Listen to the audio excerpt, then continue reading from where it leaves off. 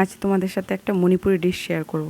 যার জন্য লাগবে এখানটায় চিকেন, সলিড চিকেন, পেঁয়াজ কুচি করে নিয়েছি আমি, ধনেপাতা, লেবুর রস, এখানটায় রসুন অল্প দুটো, লবণ, একটু আদা কুচি আর শুকনো লঙ্কা। প্রথমে এই ডিশটা আমি দেখেছিলাম যখন 2018 সালে আমি ইউনিভার্সিটি খেলতে গিয়েছিলাম উত্তরপ্রদেশে। তখন আমাদের টেবিলেই খেতে বসেছিল সেম একই খাবার মণিপুরিরা। তখন ওদেরকে এই খাবারটা আমি বানিয়ে খেতে দেখেছিলাম। তা এটার জন্যই প্রথমে ভালো করে চিকেনটাকে সেদ্ধ করে নিয়েছি।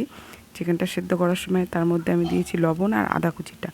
আর এখানটায় একটু ঠান্ডা হয়ে গেলে চিকেনটাকে ভালো করে একটু মেখে ছাড়িয়ে নিলাম, মানে ছোটো ছোটো করে নিলাম।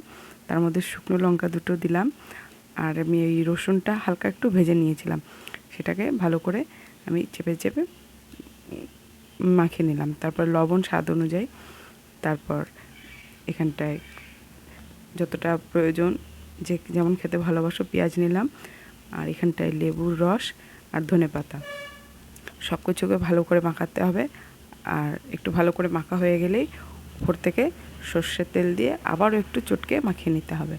ব্যাস, তৈরি হয়ে গেছে আমার গরম গরম ভাতের সাথে খাওয়ার জন্য মণিপুরি ডিশ চিকেন ভর্তা।